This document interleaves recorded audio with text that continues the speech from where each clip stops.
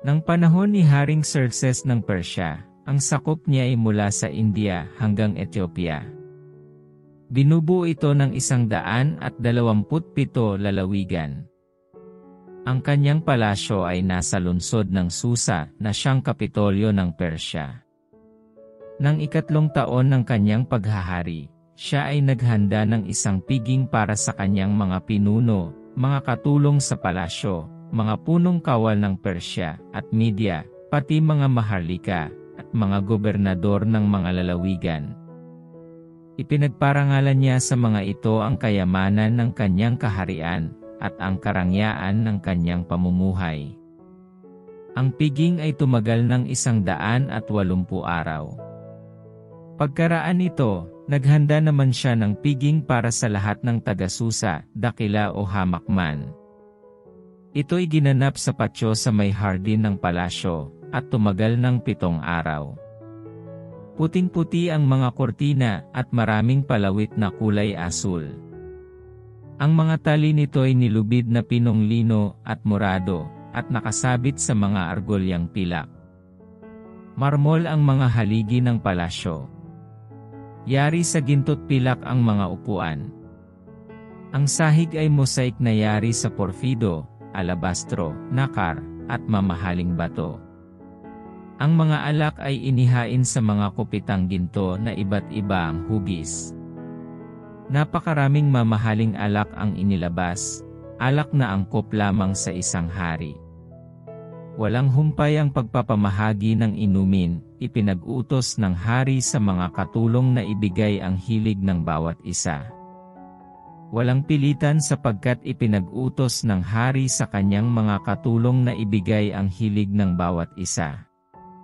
Samantala, si Reyna Vashti ay nagdaos din ng piging sa palasyo para naman sa kababaihan.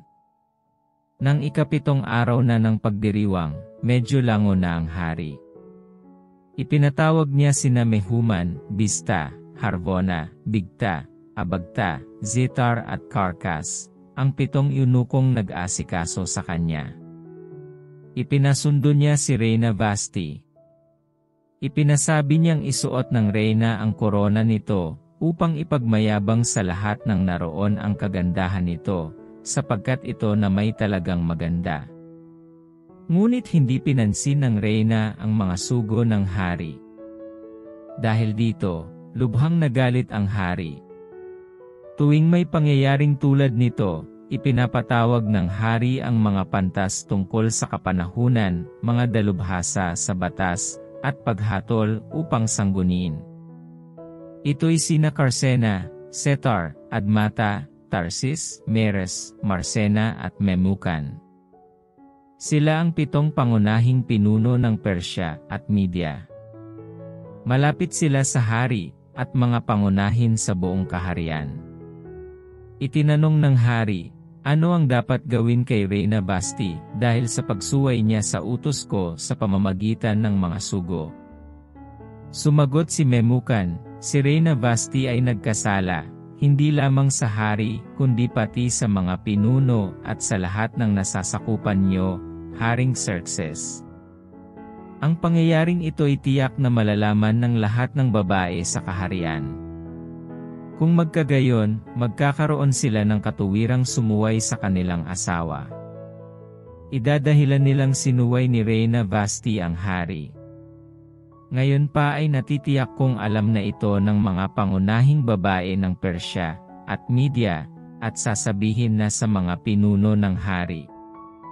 Dahil dito, tiyak na lalaganap ang kawalan ng respeto sa mga asawang lalaki, at ito'y hahantong sa maraming kalupitan.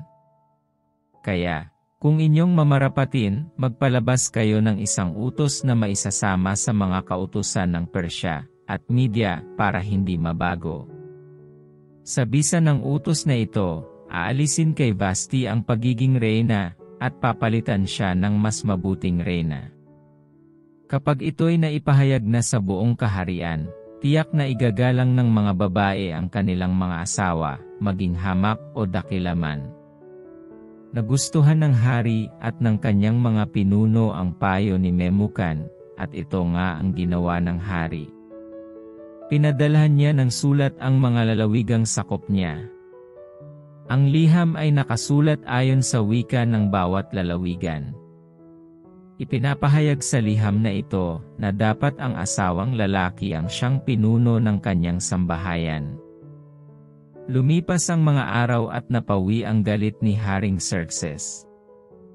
Subalit patuloy pa rin itong naalaala si Vashti, ang ginawa nito, at ang utos na nilagdaan niya laban dito.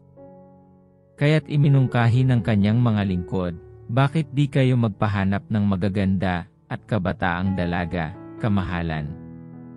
Pumili kayo ng mga tauhan sa bawat lalawigan para humanap ng magagandang dalaga sa kanilang lugar at dalhin sa inyong harem sa lungsod ng Susa. Ipagkatiwala niyo sila kay Hegai, ang eunukong namamahala sa harem ng hari, at bigyan niyo sila ng mga pampagandang kailangan nila. Ang maibigan ng hari ang siyang ipapalit kay Vashti.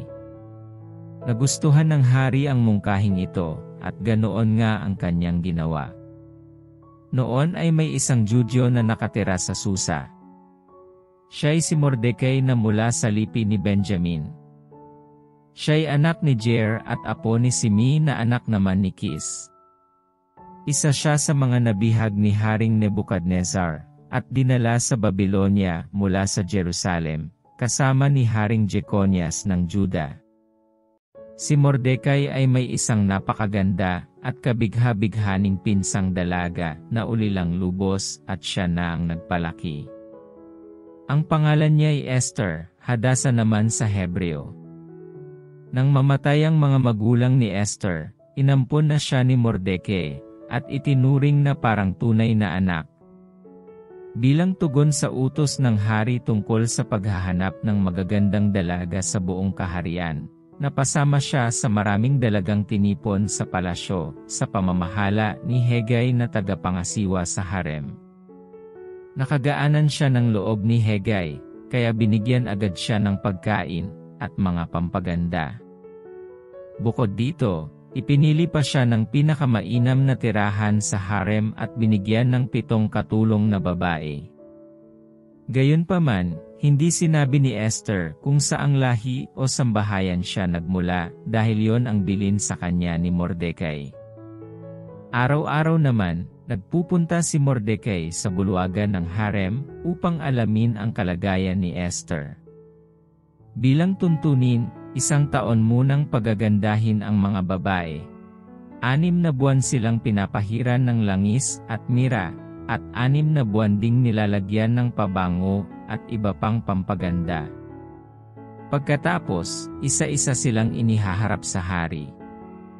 Bago humarap sa hari, ibinibigay sa kanila ang lahat ng maibigan nilang dalhin sa pagharap sa hari. Bawat isa'y pumupunta sa hari sa gabi, at kinabukas ay dinadala sa isa pang harem nito, na pinapamahalaan naman ng eunukong si Saasgaz. Sinumang pumunta sa hari, ay hindi nakababalik sa palasyo, kung hindi siya ipapatawag nito, lalo na kung hindi nasiyahan sa kanya ang hari. Dumating ang araw na haharap na sa hari si Esther. Si Esther ay anak ni Abihail na tiyuhin naman ni Mordecai. Wala siyang hiniling maliban sa sinabi sa kanya ni Hegai. Nabighani ang lahat ng nakakita sa kanya. Noon ay ang 10 buwan ng 7 taon ng paghahari ni Xerxes. Lubos na nabighani ang hari kay Esther, at inibig niya ito ng higit sa ibang babae. Kaya, kinoronahan siya nito, at ginawang reyna kapalit ni Vashti. Nagdaos ng isang malaking handaan ang hari, upang parangalan si Esther, at inanyayahan niya ang lahat ng kanyang mga pinuno at mga kaibigan. Kaugnay nito, nagpahayag pa siya ng pista o pisya sa buong kaharian, at namahagi ng maraming regalo.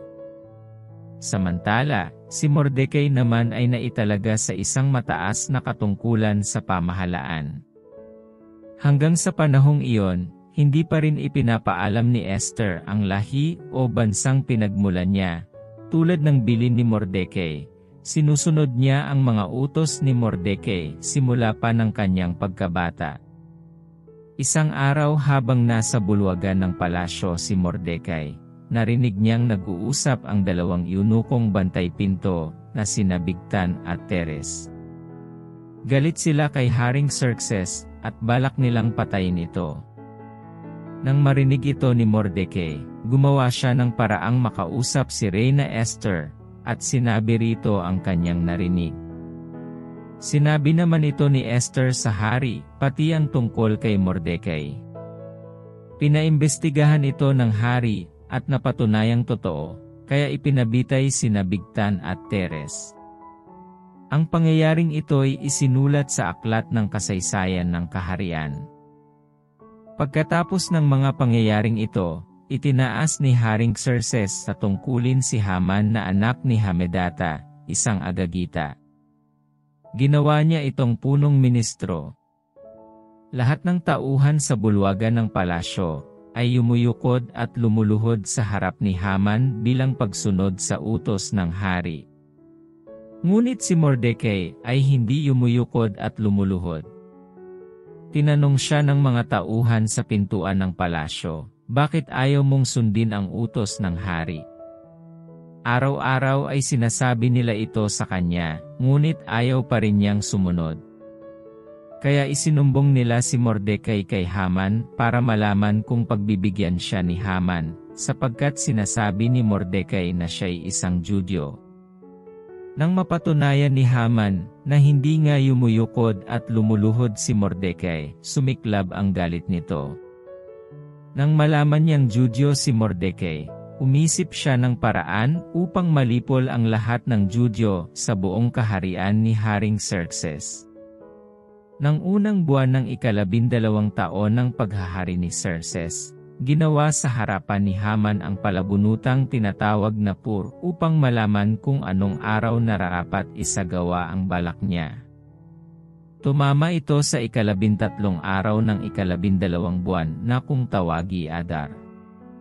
Pagkatapos nito, sinabi ni Haman kay Haring Xerxes, sa lahat pong panig ng inyong kaharian, ay may isang lahi ng mga tao, na may sariling batas na iba sa alimang lahi.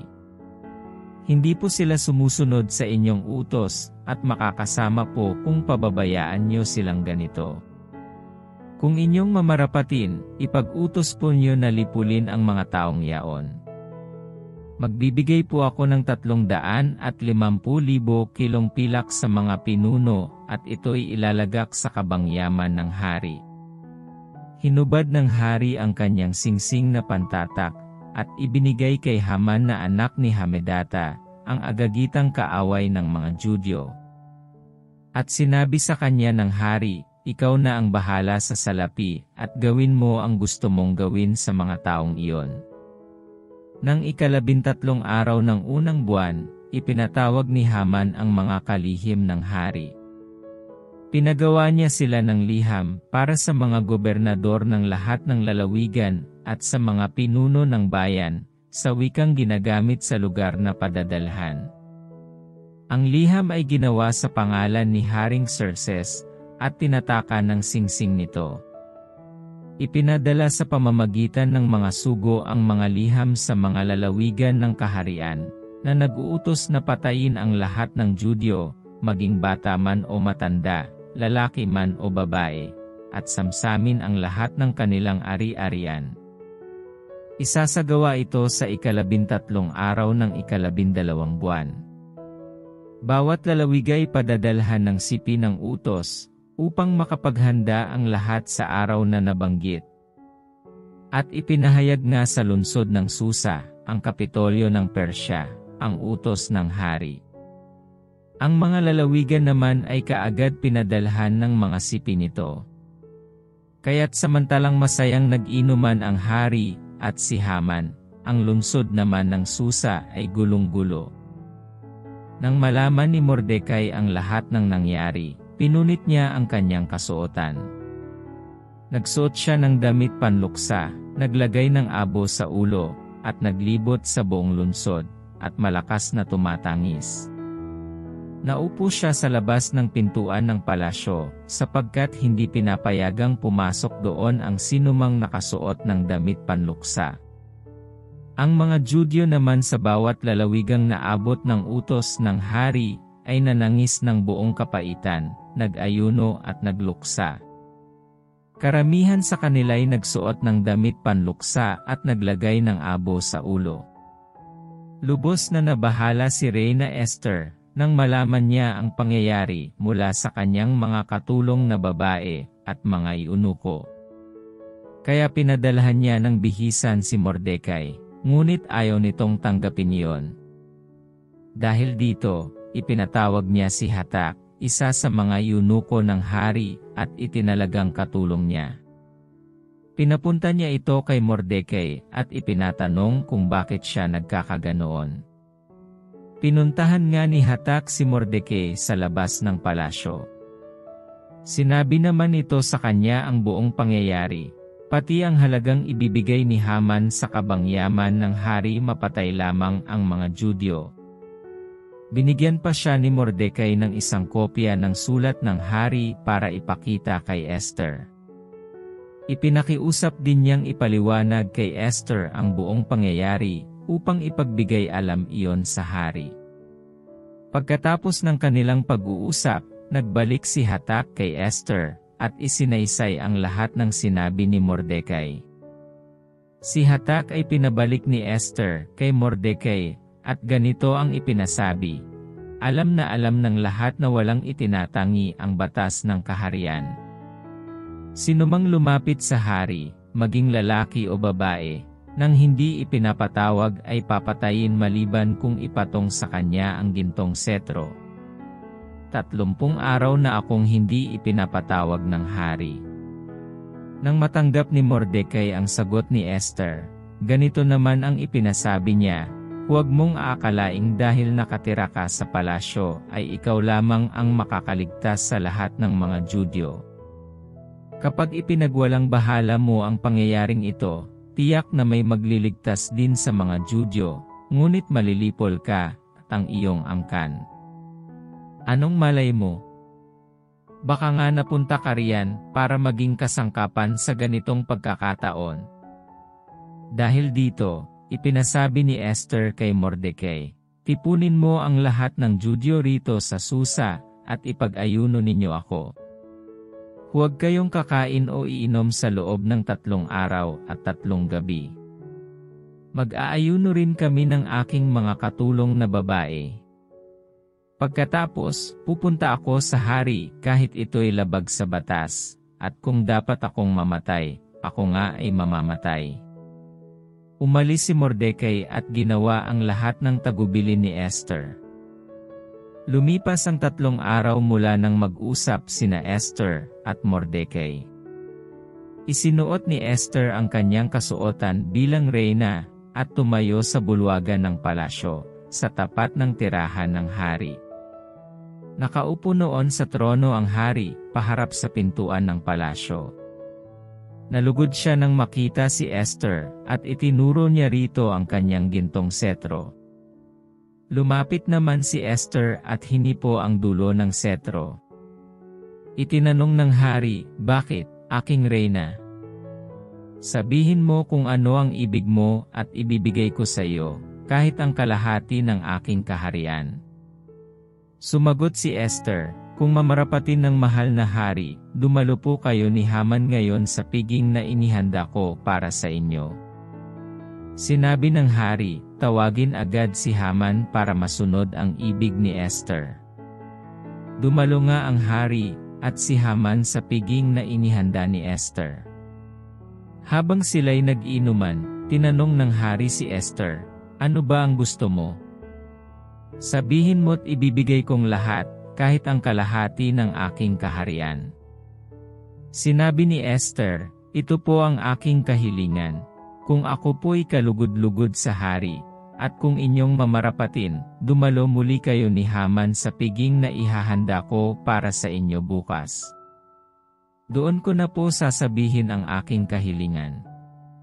Nang araw na yon, masayang-masayang lumabas ng palasyo si Haman. Ngunit sumiklab na naman ang kanyang galit nang mapatapat siya kay Mordecai na nasa may pintuang papasok sa palasyo. Ni hindi man lamang ito tumayo o nagbigay galang sa kanya. Gayunman, nagtimpi na lamang siya at tuloy-tuloy na umuwi. Pagdating ng bahay, tinawag niya ang kanyang asawang si Zeres at ang kanyang mga kaibigan.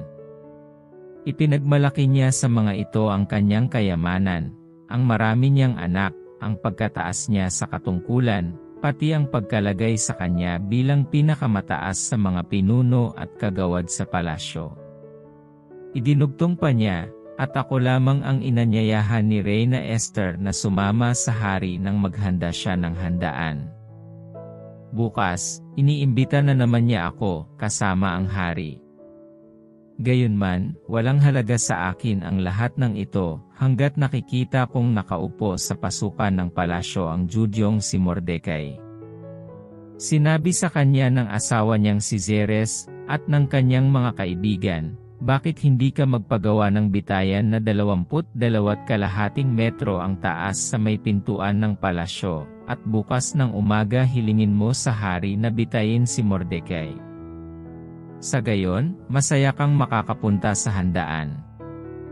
Nagustuhan ito ni Haman, kaya nagpagawa siya ng bitayan. Nang gabing iyon, hindi makatulog si Haring Xerxes.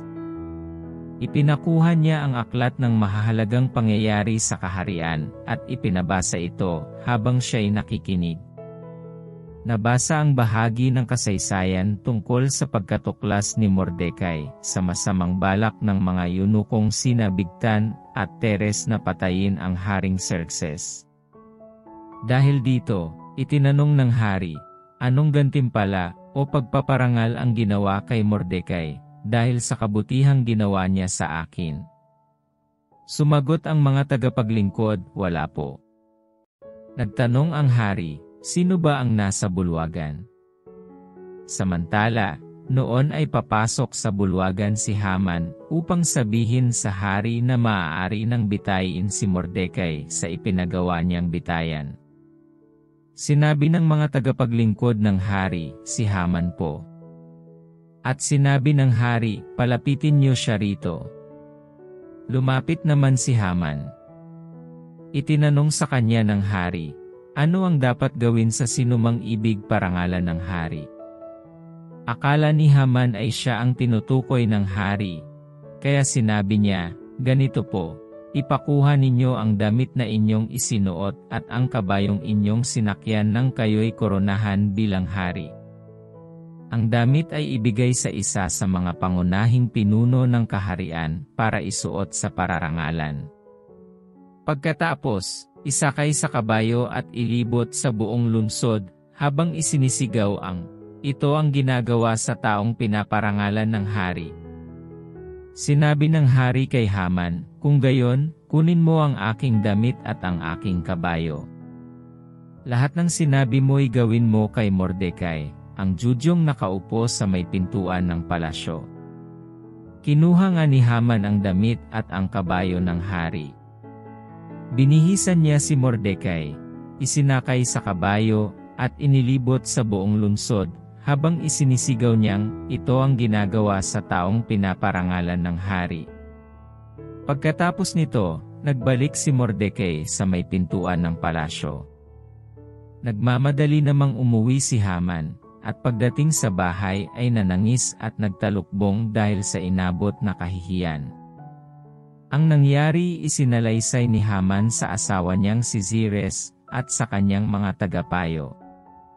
Sinabi sa kanya ng kanyang mga tagapayo at ng kanyang asawa, kung Judyo nga si Mordecai, na siyang dahilan ng iyong panghihina, hindi mo siya madadaig, kundi ikaw pa ang dadaigin niya.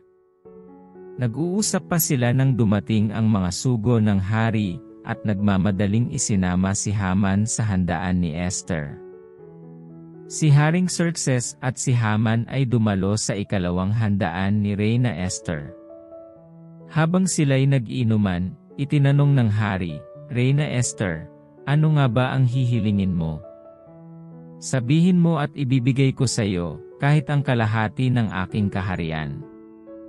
Sumagot si Reyna Esther, "Kung inyo pong mamarapatin, mahal na hari, nais ko po sanang hilingin na ako at ang aking mga kababayan ay inyong iligtas, sapagkat kami po ay ipinagbili para patayin at lipulin. Kung kami po ay ipinagbili upang maging mga alipin, magsasawalang kibo na lamang po ako at hindi na kayo gagambalain pa. Subalit kami po ay nililipol na." Itinanong ng hari, "Sinong may pakana ng mga bagay na ito?" Sumagot si Esther, "Ang aming kaaway at tagausig ang masamang, si Haman." At si Haman ay nangatog sa takot sa harap ng hari at ng reyna. Galit na tumindig ang hari at nagpunta sa hardin ng palasyo. Naiwan naman si Haman at nagmakaawa kay Reyna Esther sapagkat natitiyak niyang siya ipaparusahan ng hari. Nang magbalik ang hari, nakita niyang nakadapa si Haman sa harap ng reyna na nooy nakahiga. Dahil dito'y pagalit na sinabi ng hari, "Pagbabalakan pa niya ng masama ang reyna, at sa loob pa naman ang aking pamamahay." Hindi pa halos natatapos ang salita ng hari, tinakpan na ng mga lingkod ng hari ang mukha ni Haman. Pagkatapos, sinabi ni Harbona, isa sa mga eunuko ng hari, "Nagpagawa na po si Haman ng isang bitayan para kay Mordecai na nagligtas sa buhay niyo, mahal na hari. Ang taas po ng bitayan ay 22.5 metro, at naroon sa tabi ng kanyang bahay. Doon siya bitayin, utos ng hari." Binitay nga si Haman sa bitayang ginawa niya para kay Mordecai. Pagkatapos, napawi na ang galit ng hari. Nang araw ding iyon, ang mga ari-arian ni Haman na kaaway ng mga Judyo, ay ibinigay ni Haring Xerxes kay Reyna Esther. Napabilang rin si Mordecai sa mga kagawad na malapit sa hari sapagkat sinabi ni Esther na magkamag-anak sila. Ang singsing na pantatak ng hari ay kinuha kay Haman at ibinigay kay Mordecai na siyang ginawang katiwala ni Esther sa dating bahay ni Haman. Minsan pang lumapit si Esther kay Haring Xerxes at lumuluhang idinulog dito ang utos tungkol sa paglipol sa mga Judyo na binalak ni Haman na agagita. Itinuro ng hari ang kanyang setro kay Esther. Tumayo naman si Esther at kanyang sinabi, "Kung mamarapatin niyo at makalulugod sa inyo, kamahalan, nais kong hilingin na inyong ipawalang bisa ang utos na pinakalat ni Haman na agagita, anak ni Hamdata, laban sa mga Judyo sa inyong kaharian. Hindi ko po makakayanang makita na nililipol at pinapatay ang aking mga kalahi." Sinabi ni Haring Xerxes kay Reyna Esther, at kay Mordecai na Judyo, "Ang ari-arian ni Haman ay ibinigay ko na kay Esther. Ipinabitay ko na si Haman dahil sa masama niyang balak sa mga Judyo." Sinabi rin ng hari sa kanila, "Gumawa ka ng isang utos para sa mga Judyo, at isulat niyo rito ang gusto niyong isulat sa pangalan ko, at tatakan mo ng aking singsing. Sapagkat walang sinumang makapagpapawalang bisa sa utos ng hari, lalo na kung ito'y tinatakan ng singsing ng hari." Nang 23 araw ng 3 buwan, ipinatawag lahat ang mga kalihim ng hari. Ipinasulat ni Mordecai sa kanila ang isang liham tungkol sa mga Judyo upang ipadala sa mga gobernador at mga tagapangasiwa at mga pinuno ng 127 lalawigan mula sa India hanggang Ethiopia. Ang utos ay nakasulat sa wikang ginagamit sa lugar na padadalhan. Ang sulat na ito ay sa pangalan ni Haring Xerxes, at may tatak ng singsing nito. Pagkatapos, ipinadala sa mga tagahatid sulat, sakay ng mabibilis nilang kabayo mula sa kwadra ng hari. Sa pamamagitan ng sulat na ito, ipinahihintulot ni Haring Xerxes na magsama-sama ang mga Judyo upang ipagtanggol ang kanilang sarili laban sa sinumang sasalakay sa kanila mula sa alinmang lalawigan. Pinahihintulutan din silang patayin, lipulin at samsaman ng ari-arian ang hukbong sasalakay sa kanila, pati ang mga kababaihan at mga bata. Gagawin nila ito sa buong kaharian sa loob ng 1 araw, sa 13 ng 12 buwan ng taon. Bawat lalawigan ay padadalhan ng sipi nito at ipahahayag sa lahat ng tao para makapaghanda ang mga Judyo sa araw na yaon laban sa kanilang mga kaaway. Kaya, ang mga tagahatid sulat ay nagmamadaling lumakad, sakay ng mabibilis na kabayo ng hari, at sinunod agad ang utos ng hari. Ang utos ay ikinalat din sa lungsod ng Susa. Nang lumabas ng palasyo si Mordecai, ipinagbunyi siya ng buong lungsod ng Susa. Suot niya ang maharlikang kasuotan, putit-asul ang kanyang damit, pinong-lino na kulay ube ang balabal, at malaki ang koronang ginto. Ito'y malaking karangalan ng mga Judyo. Masayang-masaya sila. Sa lahat ng dakong naabot ng utos ng hari, nagpista sa tuwa ang mga Judyo. At sa buong kaharian, marami ang nagsabing sila'y Judyo sa takot na sila'y patayin. Dumating ang 13 araw ng 12 buwan ng taon. Ito ang araw ng pagsasagawa ng utos ng hari, ang araw na inaasam-asam ng mga kaaway ng mga Judyo, sapagkat inaasahan nilang sa araw na ito nila lilipulin ang mga Judyo. Ngunit hindi nila alam na mababaligtad ang pangyayari, sapagkat sila ang lilipulin ng mga Judyo. Nang araw na yon, nagsama-sama ang lahat ng Judyo sa buong kaharian upang labanan ang sinumang mananakit sa kanila. Ngunit wala namang nangahas magbuhat ng kamay sa kanila sapagkat natakot sa kanila ang lahat. Tinulungan pa sila ng mga gobernador at ng lahat ng pinuno sa bawat lalawigan, dahil naman sa takot kay Mordecai na noon ay isa ng makapangyarihang tao sa kaharian. Bantog na sa buong kaharian ang kanyang pangalan at patuloy pang lumalaki ang kanyang kapangyarihan. Nilipol nga ng mga Judyo ang kanilang mga kaaway at ginawa nila ang kanilang gusto sa lahat ng napupuot sa kanila. Sa lungsod lamang ng Susa, 500 ang kanilang napatay. Kasama sa napatay sina Farsandata, Dalphon, Aspata, Porata, Adalia, Aridata, Parmasta, Arisay, Ariday at Baizata, pawang mga anak ni Haman na anak ni Hamdata at kaaway ng mga Judyo. Ngunit hindi nila sinamsam ang ari-arian ng kanilang mga kaaway. Nang araw ring yon, umabot sa kaalaman ng hari ang bilang ng napatay sa lungsod ng Susa. Sinabi ng hari kay Reyna Esther, sa Susa lamang, 500 na ang napatay, kasama na ang 10 anak na lalaki ni Haman.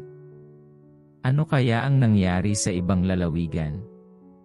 Ngayon, sabihin mo sa akin kung ano pa ang gusto mo at ibibigay ko sa iyo. Sinabi ni Esther, kung mamarapatin po ng hari, ay pahintulutan ang mga Judyo rito sa Susa na ituloy hanggang bukas ang inyong utos. At kung maaari, ipabitin sa bitayan ang bangkay ng mga anak ni Haman. Iniutos nga ng hari na ibitin ang bangkay ng 10 anak ni Haman. Kinabukasan, muling nagsama-sama ang mga Judyo sa Susa, at nakapatay pa sila ng 300. Subalit hindi rin nila sinamsam ang ari-arian ng kanilang mga napatay. Ang mga Judyo sa iba't ibang panig ng kaharian ay nagsama-sama rin upang ipagtanggol ang kanilang sarili at lupigin ang kanilang mga kaaway. Umabot sa 75,000 ang kanilang napatay, ngunit hindi nila sinamsam ang ari-arian ng mga ito. Ginawa nila ito ng 13 araw ng 12 buwan. At ng 14 na araw, na mahinga sila at maghapong nagdiwang. Sa lungsod ng Susa, 2 araw na nagtipon ang mga Judyo noong 13 at 14 na araw. 15 araw nang sila'y tumigil at nagdiwang buong maghapon. Ito ang dahilan kung bakit ang mga Judyo sa labas ng Susa ay nagdiriwang ng 14 na araw ng 12 buwan. Maghapon silang nagpista at nagbigayan ng mga pagkain bilang regalo sa isa't isa. Ang mga pangyayaring ito'y isinulat ni Mordecai, at sinulatan niya ang lahat ng Judyo malayo man o malapit sa kaharian ni Haring Xerxes. Ipinag-utos niya na ipagdiwang taon-taon ang 14 at 15 araw ng 12 buwan. Itatangi ito ng mga Judyo sapagkat sa mga araw na ito nila nalipol ang kanilang mga kaaway. Sa mga araw na iyon, ang kalungkutan nila'y naging kagalakan at naging pagdiriwang ang kanilang pagdadalamhati. Sa mga araw ding iyon, nagbibigayan ng mga pagkain at namamahagi ng mga regalo sa mga dukha. Sinunod nga ng mga Judyo ang utos ni Mordecai. Ang paglipol na ito sa mga kaaway ay ginawa ng mga Judyo dahil sa masamang balak na lipulin sila ni Haman na Agagita, anak ni Hamedata, kaaway ng mga Judyo. Naitakda ang petsa ng paglipol sa pamamagitan ng palabunutang tinatawag na Pur, ngunit nabaligtad nga ang lahat ng umabot ito sa kaalaman ni Haring Xerxes sa pamamagitan ni Reyna Esther. Nang malaman ito ng hari, nagpakalat siya ng sulat at iniutos na kay Haman gawin ang masamang balak nito sa mga Judyo. Ipinabitay siya ng hari, gayon din ang kanyang mga anak na lalaki. Kaya, ang pistang ito'y tinawag nilang Pista ng Purim, buhat sa salitang Pur. At dahil sa utos na ito ni Mordecai, at sa pagkaligtas nila sa panganib, ipinasyang ipagdiwang ang 2 araw na ito taon-taon. Ito'y gagawin nila ng kanilang lahi at ng lahat ng mapapabilang sa kanila. Patuloy itong aalalahanin ng lahat ng salinlahi, ng bawat sambahayan sa lahat ng lalawigan at lungsod. Hindi nila ito kaliligtaan, hindi rin ititigil. Upang pagtibayin ang sulat ni Mordecai tungkol sa Purim, sumulat din si Reyna Esther na anak ni Abihail ng liham na naghahatid ng katotohanan at kapayapaan sa 127 lalawigan na sakop ni Haring Xerxes. Ipagdiriwang ng lahat ng Judyo ang Purim sa takdang panahon tulad ng ipinag-utos ni Mordecai at ni Reyna Esther.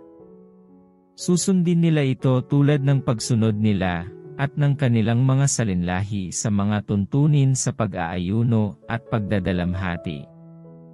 Pinagtibay ng sulat ni Esther ang mga tuntunin sa pagdiriwang ng pista ng Purim at isinulat ito sa isang aklat. Pinagbuwis ni Haring Xerxes ang mga lupain at ang maliliit na pulo na kanyang nasasakupan. Ang kapangyarihan ng hari, ang lahat ng ginawa niya, pati ng pagkataas sa katungkulan ni Mordecai, at ang malaking karangalang ibinigay niya rito, ay pawang nakasulat sa aklat ng kasaysayan ng mga hari ng Media at Persia. Si Mordecai na isang Judyo ay naging kanang kamay ni Haring Xerxes. Siya ay mahal na mahal at iginalang ng mga kapwa niya Judyo, sapagkat ginawa niya ang lahat para sa kapakanan at kabutihan nila.